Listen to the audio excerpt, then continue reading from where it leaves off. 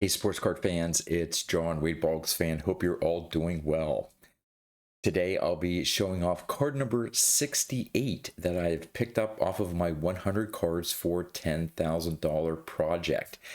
Now, normally I don't do a shout out related to these videos, but on Dylan Double D Vintage Baseball Cards live stream this past Monday, he mentioned a card in the video that he said, I don't know if he had at one point and sold, but he doesn't have one right now, and it's on his target to pick up because he's working on a project with one of the subsets within the 1975 top set. So Dylan, you may know what this card is, and it is card number 68 is the card that you're looking for. So I grabbed my copy right before you are looking for yours. So I'm going to turn the camera around, show off card number 68 off of my list, along with some of the other cards I have of that player, and it'll make sense once I show off this new pickup and the other cards I'm going to be showing off. There's a little theme to it, so let's go check out my latest pickup from my project. All right, Dylan, this one's for you. Card number 68 is the 1969 Topps Harmon Killebrew. This is from his MVP season, and there's the subset series of cards in the 75 top set showing off the MVPs for each year, and it's a dual card with showing the American League and National League MVP award winners for that year. And Dylan's working on a project to get the actual cards that are shown on those 75 Topps cards, and he specifically mentioned needing this 69 Topps Harmon Killebrew. His live stream was focused on the 1969 top set, and I already had this card purchased, Dylan, so I didn't immediately go to eBay and grab one. This was, I think, already in my possession when you did the live stream. But check out this example here. Great looking copy. Love the centering on it. Really nice registration. Pretty sure, I'm sure that's since it's a Twins away uniform, probably Yankee Stadium in the background. That just how it seems to go with these American League players. A lot of their photographs were taken in Yankee Stadium when they came to visit. Just love the copy here. There's the back. Well centered as well. Sometimes with these 69s, you get a faded cardstock on the back, but this one's really nice. So yeah, happy to pick this one up. And for those of you who have taken a good look at this card here, if you could guess what the numerical grade was. Again, I'm only concerned for the number grade for budget purposes, but here we go. It is not one of my famous PSA 4s. It's a PSA 5.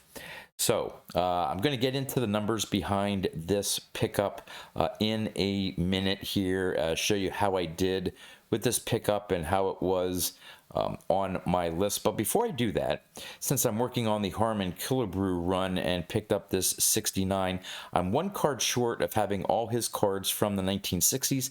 So I thought I would just show off the other cards from the 1960s that I have of Harmon Killebrew. So we'll set the 69 aside and start off with his 1960. Nice example there.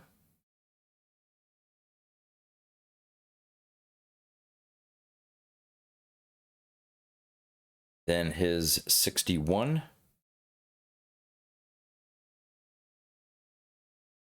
Not the best. Again, 61 with those.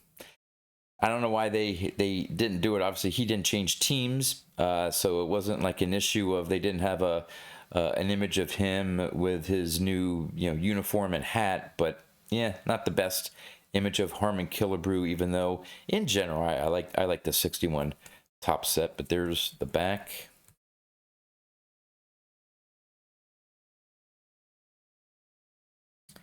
And then his 62.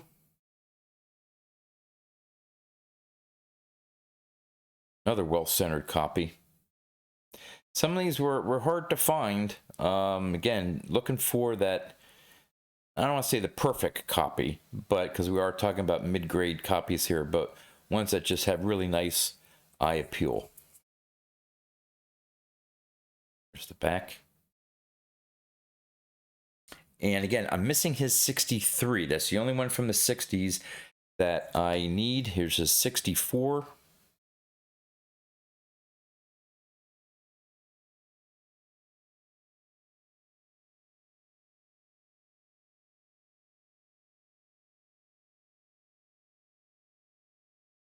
Love the color here on the 65.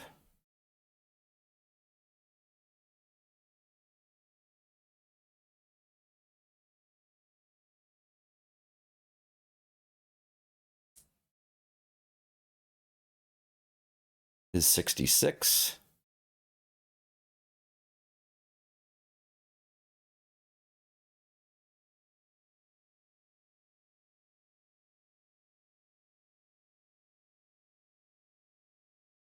'67. Well, if I can get centered here, or focused. Come on, there we go. Really nice copy there.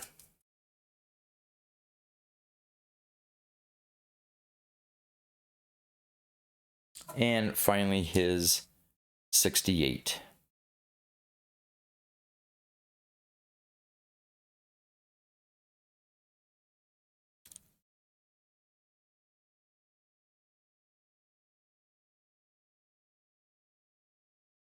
All right, back to the card for this video, his 69. Now, I had this on my list in a PSA 7.